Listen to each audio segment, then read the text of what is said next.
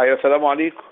وعليكم السلام ورحمة الله وبركاته. اهلا. أنا يعني من يعتذر لإزعاج حضرتك. لا يا فندم انت تنور. الله يكرمك. أنا حازم صلاح أبو إسماعيل. ايوه طبعا يا اخي الكريم معروف. الله يبارك فيك. أنا عارف إن أنا بزعجك، ربنا يحفظك يا رب العالمين. لا يا اخي لا ابدا. إن شاء الله تكون بخير والأسرة والجميع. الحمد لله رب العالمين. شوف أنا بس حبيت أقول لحضرتك، يعني شوف حضرتك كل اللي أنا سبته مكتوبا في الورقة، شايف يعني بيجد حسيسة للبداية دكتور عصام.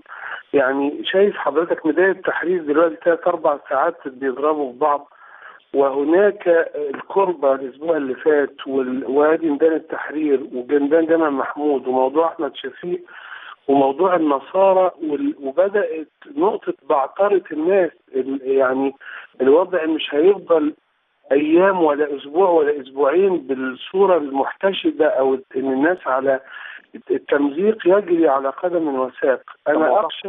مش مختلفين على كده إطلاقا.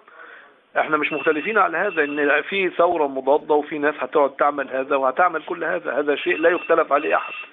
القصة ان انت كنت بتتكلم في اتجاه تاني خالص، ان ده ما هو ده كلام شغل الحزب الوطني وشغل البابا وشغل للاسف اخواننا السلفيين اللي هم بيساعدوا على هذا، وشغل الامن الدولي. طيب لازم نواجهه. مش يعني حتى الحزب الوطني اللي كان اعصابه ثابت وتلاشى، النهارده لا يمكن يجيبوا محمد رجب يقول هنعمل انتخابات رئيس جديد ويقعد مع المجلس العسكري الا لو كان خد مؤشر من السلطه بسند لاعاده بعثره لاعاده لملمه الحزب مره ثانيه. ايوه يا دكتور، لا يوجد ادنى شك فيما تقوله. القصه كلها كيف نواجه، لا اكثر ولا اقل. القصه ليست في انه في ناس وثوره مضاده وهيعملوا كل ما في وسعهم من اجل افشال الانجازات اللي حصلت. وانا كنت قلت لحضرتك ان نوع من كبس الوقت بس شويه، لان الوقت المتراخي ان شاء الله ربنا هيكرمنا. وانا عايزك بس تبقى تثق في ان الله عز وجل لن يترك هذا، لان هو ضعها من الاول.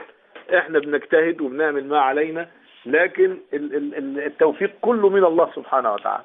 كريم يا رب. كنت موجود في صول مع الناس اللي هم راحوا صول، صفوت حجازي ومحمد البلتاجي والناس دي، هي القرية اللي كان فيها الكنيسة. راحوا اه. لا ده المسائل هتتبعتر اكتر من كده بكتير، وعشان كده بقول لحضرتك انه بس يعني الوقت ما يبقاش على الساعة، لان هو بيقول لك ايه، سيبني اسبوعين طيب واستنى الاسبوعين دول يخرب فيهم بلد. ربنا يوفق. على كل حال ما دام الحمد لله انا اوضحت، انا والله لا واقسم لك برب العزه لولا خوف الاثم ما كنتش ازعج حد، بس اخو على كل حال. ربنا يبارك فيك يا فندم. ربنا يبارك. السلام عليكم ورحمه الله وبركاته.